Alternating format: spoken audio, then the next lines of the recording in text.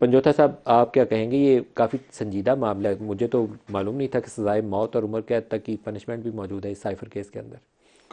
پہلے تو میں گزارش کرنا چاہوں گا ندیم ملک صاحب، جو آج فرد جرم کی بات کی جا رہی ہے اس حوالے سے کہ اس کے اندر پروسیس کیا اڈاپٹ کیا گیا ہے کہ کیسے ہم اسے کہہ رہے ہیں کہ یہ فرد جرم عائد نہیں ہوا۔ نمبر ون، 9 گھنٹے آج وہاں پر جیل پہلے جو ہے الیکشن کمیشن گیا، پھر سائفر کی جو عدالت ہے وہ لگی، پھر تیسرا جو ہے توشہ خانہ کیس اور القادر ٹرسٹ کیس وہ سماعت ہوتی رہی، اور 9 گھنٹے کا یہ ڈیوریشن تھا۔ اچھا، جب یہ سماعت وہاں پر ہوئی ہے نا جی، اس میں سب سے بتانا ضروری یہ ہے کہ ہم نے مختلف گزارشات رکھی تھیں عدالت سے۔ وہ گزارش سب سے پہلی یہ تھی کہ اوپن ٹرائل ہونا چاہیے۔ اسلام آباد ہائی کورٹ نے اوپن ٹرائل کا حکم دے دیا۔ اب اوپن ٹرائل ہو نہیں رہا۔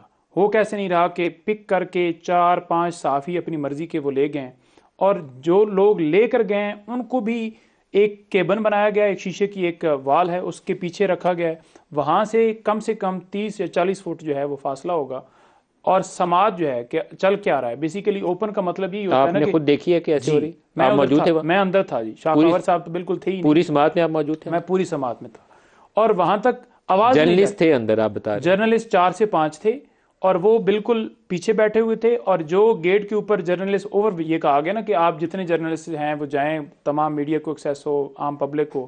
اچھا، پبلک کون ہے؟ نامعلوم لوگ ہیں، 12 سے 14 لوگ جو آج تک ہم نے دیکھی نہیں زندگی میں۔ وہ اس سے اگلے کیبن میں بیٹھے ہوئے تھے، پچھلے کیبن میں صحافی، اس سے اگلے کیبن میں وہ، اس سے اگلے کیبن میں جو ہے وکلا، پھر آگے جو ہے کیبن بنا کر جہاں پر وہ سماعت ہو رہی تھی۔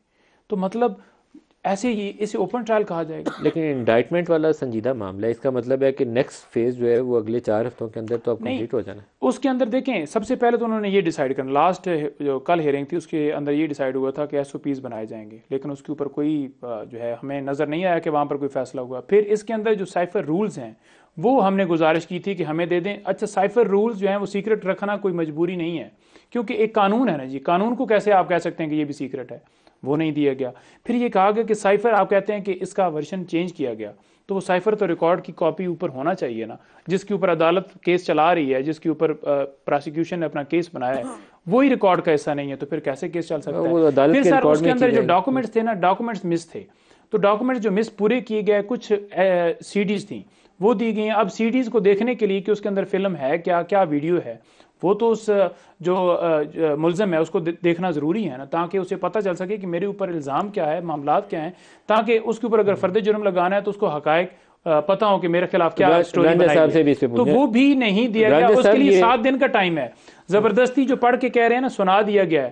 انہوں نے ایک پیپر رکھا، انہوں نے کہا جی کہ میں پڑھ رہا ہوں، فرد جرم ایسے سنائی جاتی ہے؟ نہیں، آپ نے پہلے یہ بتانا ہے کہ ہماری جو درخواستیں ہم کر رہے ہیں اس کے اوپر کیا فیصلہ ہے۔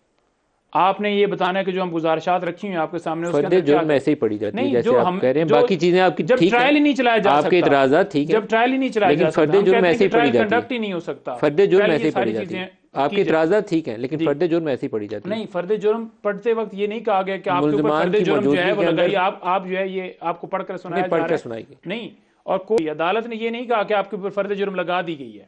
ہم نے کہا کہ شاہ خاور صاحب نے آپ کے سامنے پوری کہانی بتائی، وہ نہیں تھے ادھر، شاہ خاور صاحب نے پوری کہانی بتائی ہے، شاہ خاور صاحب ادھر تھی، پھر ایف آئی اے والوں کی ان کی سٹیٹمنٹ آپ کو سنا دو۔ وہ بھی غلط دے رہے ہیں، وہ بھی غلط ایف آئی اے والوں کا بیان سنوا دے جی، رانجھا صاحب سے پوچھنے سے پہلے۔ ہم نے ان سے گزارش کی کہ کیا فرد جرم لگ گیا ہے، انہوں نے کہا یہ آرڈر دیکھ لیجیے، ذوالفقار عباس نقوی صاحب کا بیان سنوا دیں، پھر آگے چلتے ہیں، دکھا دیں انہوں نے کہا تھا۔ بیسیکلی جج صاحب نے سارا سننے کے بعد چارج فریم کر دیے، اس کے بعد جو ہے وہ انہوں نے ایویڈنس کے لیے رکھنے تھا، تو کل کی تاریخ دی ہے۔